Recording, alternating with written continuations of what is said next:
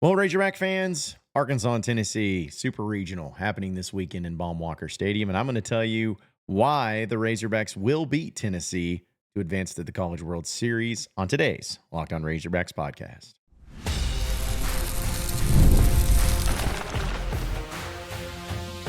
You are Locked On Razorbacks, your daily podcast on the Arkansas Razorbacks. Part of the Locked On Podcast Network, your team every day.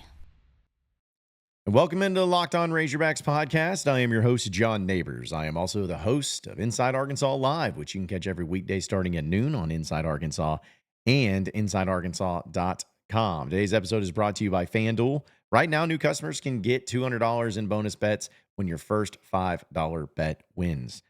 Hope everybody's having a wonderful Thursday, and I apologize for the past couple of days not being able to do the podcast. I had some technical difficulties yesterday, and I also was feeling a little bit under the weather the other day. But, hey, money don't sleep, as they say. But I appreciate everyone's patience, and sorry that I wasn't able to put those up because there's been a lot that's gone on. And we're going to talk a little bit about it, especially with the fact that it's official that Wehiva Aloy has been officially named a finalist for the Golden Spikes Award. If he'll win it, it's up to debate, but we'll talk about that, as well as Arkansas football that is, being ranked into the top 25 in something. So either way, we haven't had a chance really to discuss it, of Arkansas facing Tennessee in the Supers. I'm going to be curious about how this weekend is going to look because of the weather. We know that on Saturday and on Sunday, it's when those two games are set. We'll see what time Monday, if needed or if necessary, it'll go towards that. But either way, it's a hot commodity, and it is a ticket that is hard to come by. I know a lot of Razorback fans are looking, and a lot of people have hit me up for them. And it's like I try to tell them, you and everybody else, take a number because it's tough. But that's exactly what you want to have. You want to have the excitement. You want to have everything going along with it. And honestly, I didn't expect anything different. I expected this to be something that everybody wants to go to and everybody wants to be at. And that's what's going to make it such a great atmosphere. But let's be honest. There's an element of respect, but fear of Tony Vitello and the Tennessee Volunteers, because they are the defending champs. Tony Vitello has done a phenomenal job over the past 5 years. In fact, I think he's made it to 5 straight super regionals at least, each and every time. I still think he's the best coach in college baseball. Can't wait for him to be the future Razorback head coach. But even though this year's Tennessee team is not as good as it was a year ago, in fact, you can maybe even make the argument that this Tennessee team might be the worst of the past 5 years that Tony Vitello has had. And that's not an insult to them. It's just more of a compliment of how great they've been. But there's no doubt that they are beatable. They are a team that has some weaknesses. And if you just look at it on paper, they are a team that Arkansas should beat. And if you don't believe me, just look and refer to just a few weeks ago when these two teams met in Baum-Walker Stadium and Arkansas won the series. They lost the first game, but came back and won game 2 and game 3, and now they're meeting again. I don't know if I talked about this last week when the regionals were set, but I think the NCAA did a really big disservice of having this be the matchup in the super regionals. I think that it was not. I don't think this was something that everybody wanted to see in a super. Now in Omaha or something like that, yeah, but this is definitely one of the toughest deals that you'll see. And for Arkansas, for instance, looking at it not too much ahead, but say if Arkansas is able to get through the super regional this weekend, when they go into the College World Series, they may be, or more than likely will be, facing LSU, who in some places has the best odds to win the championship. So you're talking about a pretty tough go of it. But if Arkansas navigates through this weekend, and then if they even win that game 1 against LSU, man, it's going to be really hard not to start believing in this team is destined for something. But still, the point is that with this upcoming series, I believe Arkansas is going to beat Tennessee. I do.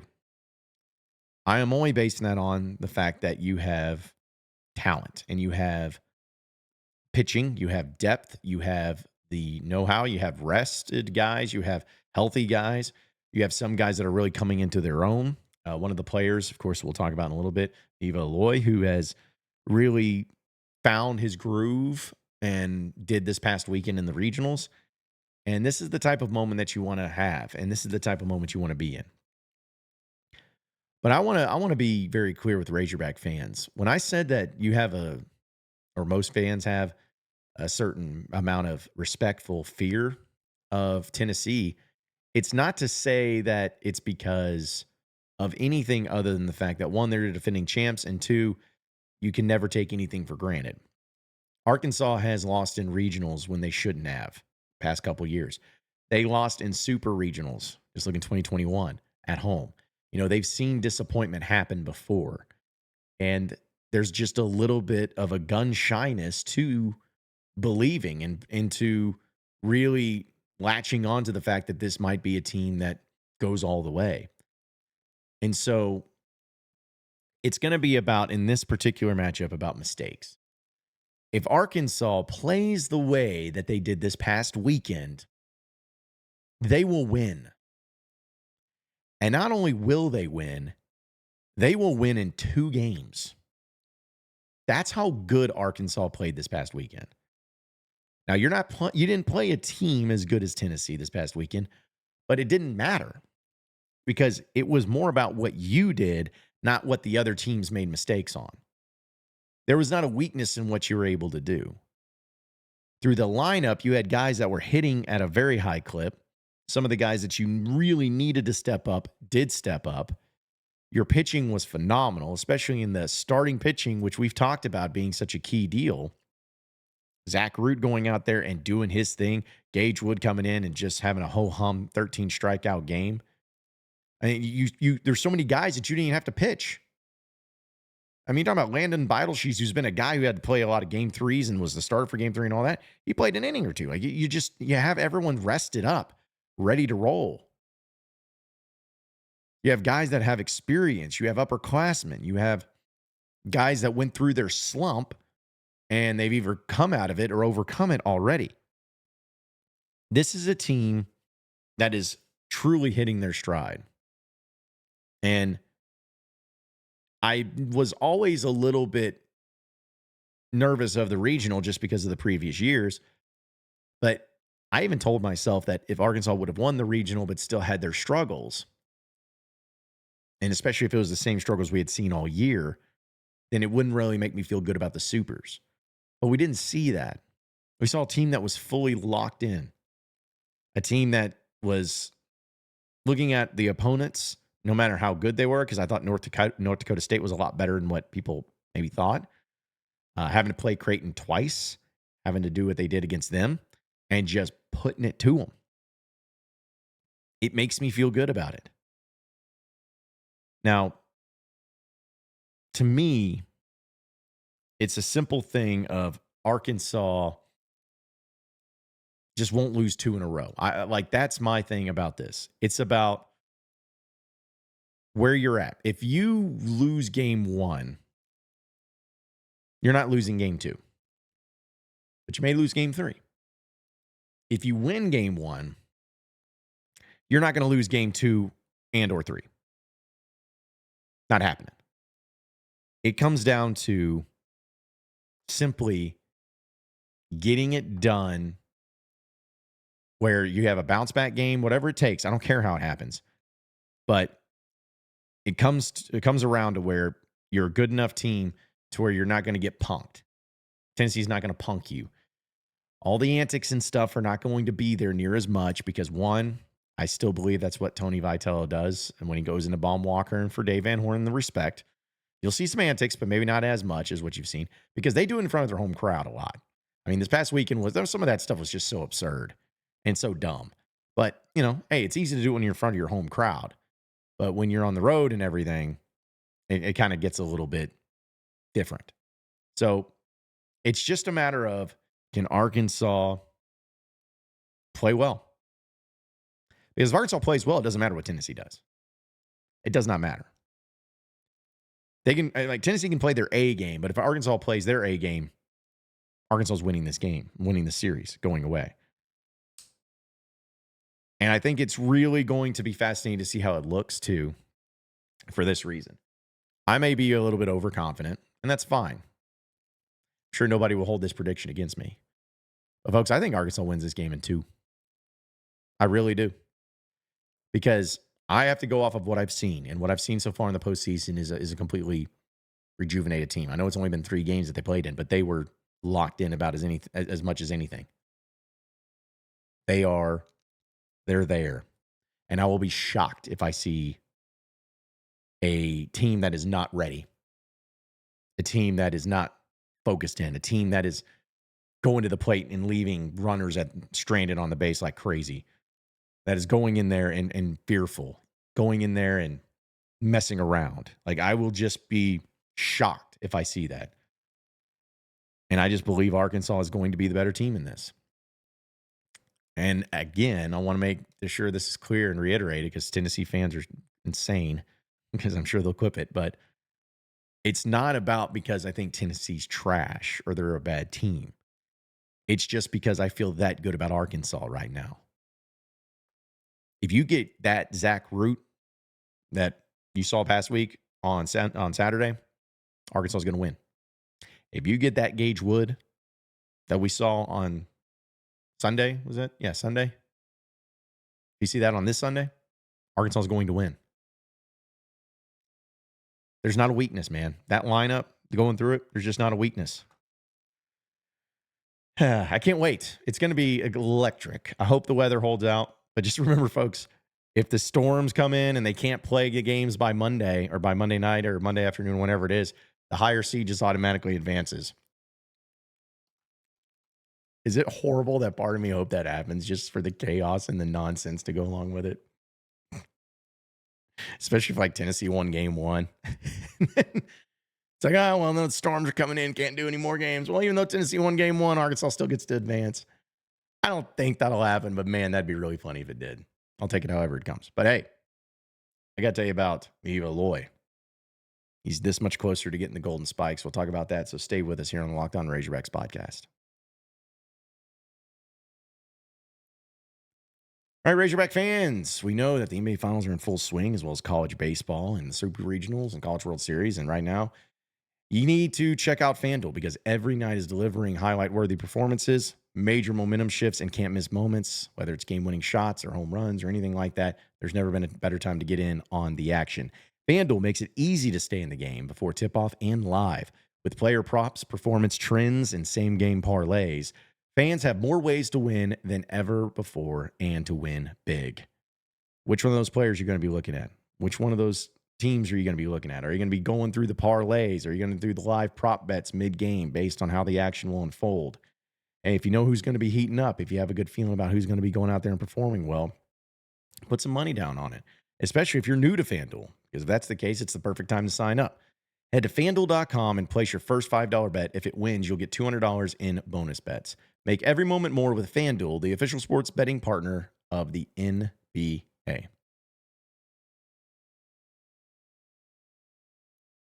All right, so moving on into the next segment of the Locked On Razorbacks podcast. Really cool thing here for Wehiva Aloy, as he was officially named a finalist for the 2025 Golden Spikes Award. Now, this is not surprising, but for the finalists, there's only 3 other players that are going to be mentioned in that, and Arkansas is actually going to be facing one of them with old Liam this weekend for Tennessee. So, but yeah, he's basically up for all the different awards. Liam Doyle's the other one from Tennessee, and Florida State's Alex Ladiz. He's probably going to win, but who knows? Who knows how the voting is going to be happening? But either way, I want to play this clip from Dave Van Horn and informing the team, as well as Aloy, that he has been named to the finalist of the Golden Spikes Award, because I think it's very important to look at the reaction, watch the reaction of Wehiva Aloy. Check this out. We also have another player that has been chosen for, well, he's down to the final 3 of the Golden Spikes Award.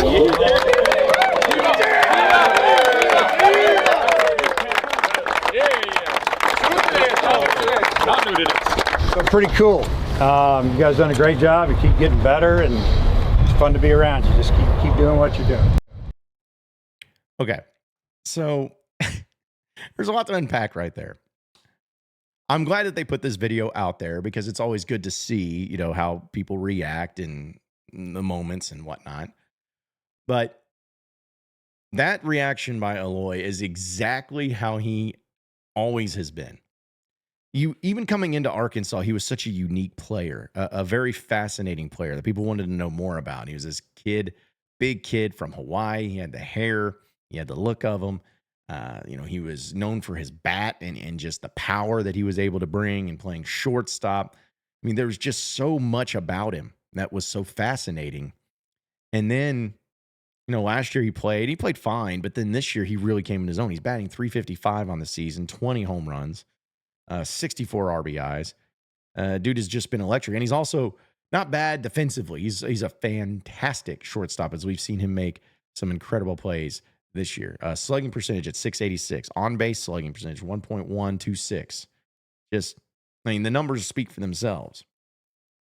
But if you did not know who he was and you saw him react that way, you wouldn't even ever dream in a million years this would be a guy that'd be up for the Golden Spikes Award. You wouldn't even think that he's a guy that is probably one of the best players in college baseball, one of the best players at his position. You just wouldn't really think that because it's his personality. Now, this is not a slight against anybody else, but it sounds very cliche. I get it. But he is such a chill dude. He's just really good at ball. And that's all he does. Is he doesn't care about the accolades that come his way. He doesn't care about all that stuff. In fact, he almost gets awkward. In fact, there's been some videos that have happened, whether it was all SEC or player of the week or SEC player of the year even. And then when it was announced, he's kind of just awkward. Like, I don't want any attention and everything. And that's what really makes him cool. Not saying that players that want that attention and eat it up are bad. It's just different. It's different from what you would normally see. And then going off of that into what Dave Van Horn's reaction is. He's got his little card out and he's reading, oh, by the way, yeah, we got a finalist for the Golden Spikes Award here. You know, so and then hey, clapping. Comes back to him. All right, well, you know, you guys are playing better. Now let's just very basic. Nothing to it. Business-like approach, which is what I am all about. I love the business-like approach. Maybe I'm looking too much into it, and that is very possible. But to me, I see it as, hey, we have these players that had these awards. We've had these great individual achievements. We've had this great season. We've had this national seed. We've won the regionals. We're going to all this stuff. But nobody on that team cares because that's not the goal. It's the means and the process to the goal, but it's not the goal. The goal is to win the College World Series. That's what it's been from the get-go, and that's what it's going to be up until the end. And I bring that up also because I feel like for so long the fans, and not all of you, but a lot of you, even me at times, were just like, hey, give me to postseason. None of the regular season stuff matters. Give me to postseason. Give me to postseason. And you know, the team had to play their games. They had to win. They had to get a great seed. They had to have a good season. But the more I see stuff like that happening, is more I'm like, you know what? Maybe they're the same way of like, just to the postseason. That's when the job becomes finished. When we go through that and win it all. That is what matters to us. Yeah, the individual awards are great, but moving on. SEC Player of the Year, moving on. Oh, you became the MVP of the regional, moving on. Doesn't matter. And it's like the Kobe Bryant thing. Like you're up 2-0. You know, you're not smiling. Job's not finished. Job finished? I don't think so. It's the same mentality. Hey, you got these awards and all that. So, job's not finished. It's a great mentality. I hope Wehiva Aloy really wins the Golden Spikes. I mean, that would be just such a cool story for him and for Arkansas and for Dave Van Horn. Now that would be his third winner. But even if he doesn't, I think he's going to be just fine. I think he's going to be one of the players that everybody pays attention to. And the fact that you're going to have two finalists going against each other this weekend, it's going to be pretty fascinating to see who comes out on top on that one. Razorback football makes the top 25. Well, at least in something. We'll talk about that coming up next. Stay with us here on the Locked On Razorbacks podcast.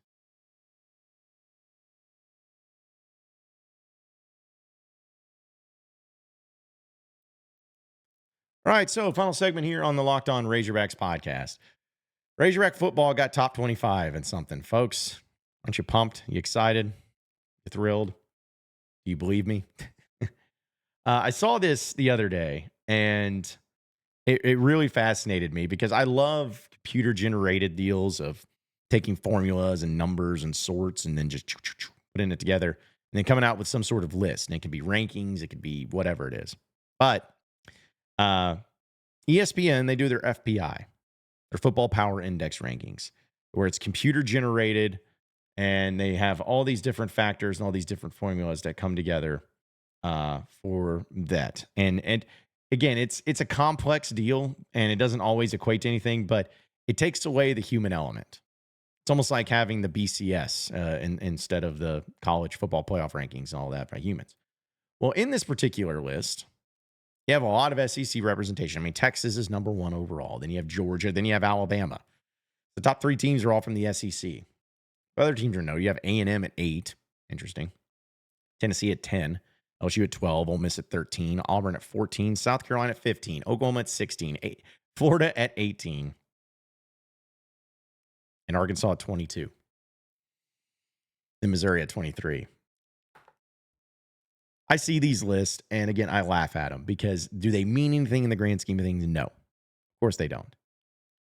But it does go to show you, though, that sometimes when you do take human elements out of it, when you take away which is not always the right way to do it, but when you take away the idea of, okay, well, this is my scouting report, this is what I think they're going to do, this is what it does comparable, how they rank in the portal, how they do it, all of that stuff. If you just take out the human element and you start putting together the computer systems and everything, it is fascinating to kind of see who comes out and what they may be. And I also want to put this into an approach of, it doesn't mean like, oh, this team is ranked 22nd in the country. It just may mean that with the talent, with the ability, with the setup, with the returnees, with the veterans, with the coaching and all that stuff, they may just be like the 22nd best team. I'll explain further because I'm sure that's confusing.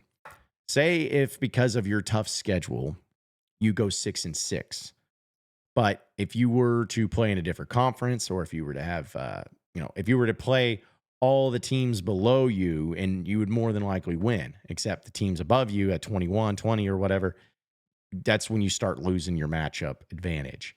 So it comes down to that. I just think it's fascinating to look at. And it's also like in the middle of June. So going to start seeing stuff like this happen, but it would be nice to see Arkansas even sniff the top 25 this year. I don't think they've done it since the 2022 season when they were like number 8. They haven't gotten to the top 25 yet, but maybe this will be it. Maybe this is the time that they'll sneak in there in the beginning of the year. We'll see. But hey, take the victories when you can have them. Arkansas, top 25 team. Book it. Appreciate each and every one of you listening in and watching into the Locked On Razorbacks podcast. Be sure to like and subscribe to the podcast on iTunes or on Google Play. You can also get after me on Twitter at John Nabors Show for any questions, comments, concerns that you may have. We'll keep it going from there. Same podcast time, same podcast channel tomorrow afternoon. Have a great rest of your day, everybody. We'll see you then.